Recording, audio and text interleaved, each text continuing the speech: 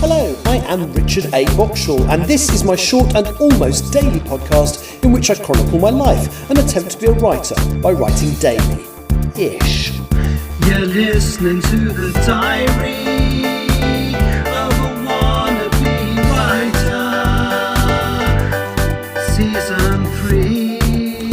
Hello, it's Thursday the 2nd of July 2026. You're listening to the Diary of a Wannabe Writer, and I'm in Sydney. I'm outdoors again. You can probably tell it's a little bit windy, so I might try and stand behind something so I don't get too much noise on the microphone.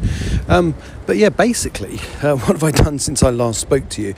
Well, I was on the way to try and find a particular box set of DVDs for a friend of mine. I found them. In fact, there were 2 copies. Obviously, I only bought 1. And they worked out really, really cheap. And so the next thing I did was got onto Amazon to cancel my order, because I ordered it 2 months ago and it hasn't even been dispatched. And I go into and find that there's no option to return me my money. So I found the initial email and there's a cancel option on there. So I press it and it says order has been dispatched, cannot be cancelled. It's like, oh, fuck off, Amazon. So ended up talking to one of their stupid chat bots, which had... which actually, to be fair, it wasn't a chatbot. I think it must have been a human being, because they looked at him and, oh yeah, no, that hasn't actually been dispatched. All right, we'll give you a refund, and here's an extra tenner. So the box set was about $50 here, which worked out as about £26 once converted into English money. But I got an extra tenner off effectively, because I got 10 quid back from Amazon for the abortive attempt to order it through them. So in fact, I paid £16 for this box set. So that was all right. And what did I do after that? I was very tired, but I went to a Mexican-y type place and had a breakfast burrito. I didn't have all spicy stuff. It was basically almost like a English breakfast in a burrito. It was very nice though. It was rather pleasant. And after I did that, I wandered back to the hotel, tried to sleep and failed, which is ridiculous. That seems to be a bit of a pattern on this trip. Even though I'm really tired, when I try and sleep, it's just not happening. So what else did I do? I went back to the hotel, slept, and then I got up for lunch. It was about 3 p.m. actually. And I should have gone out somewhere, but I couldn't be bothered. We get a bit of a discount at the hotel, and the menu looked nice. And I actually had a really, really tasty chicken stir fry with cashew nuts and stuff. It was actually really good, and had an ice cream sundae as well. What a rebel. Yeah. Having said that, those 2 things, the burrito and those are all I ate all day.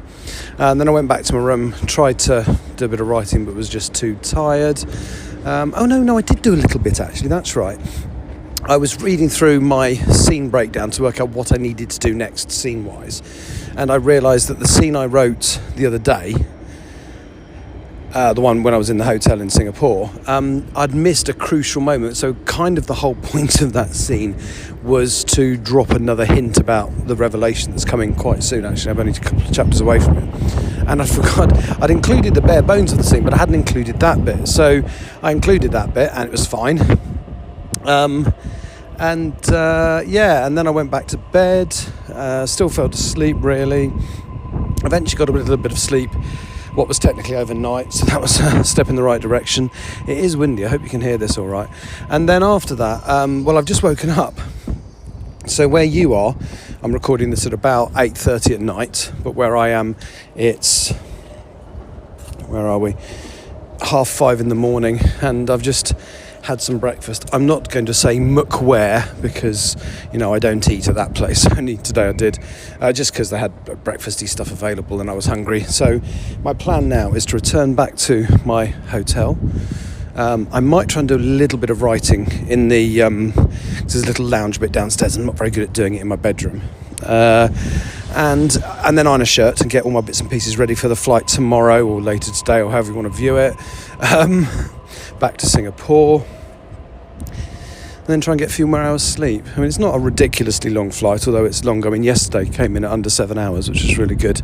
I don't think it'll be that quick. Well, it definitely won't be that quick today. It's always longer going back to Singapore.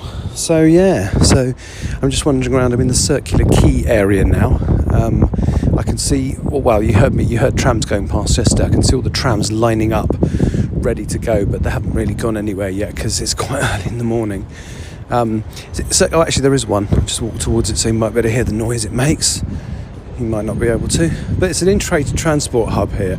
So Circular Quay's got trams, buses, trains and ferries. So it's really cool. The only thing it hasn't got is a little mini airport.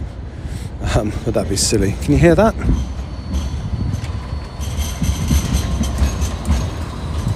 There's a little tram going past. Yeah. So yes.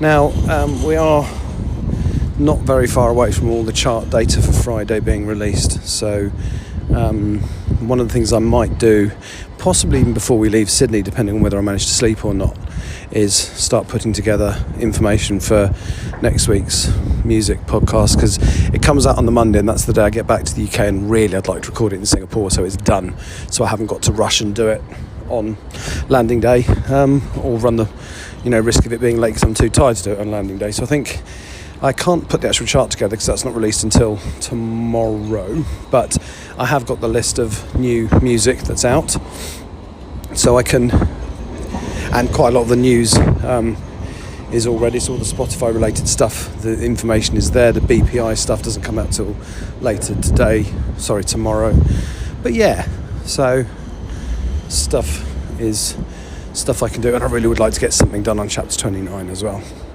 Anyway, c'est moi pour aujourd'hui. Does that make sense? Probably not. Anyway, that's me for today.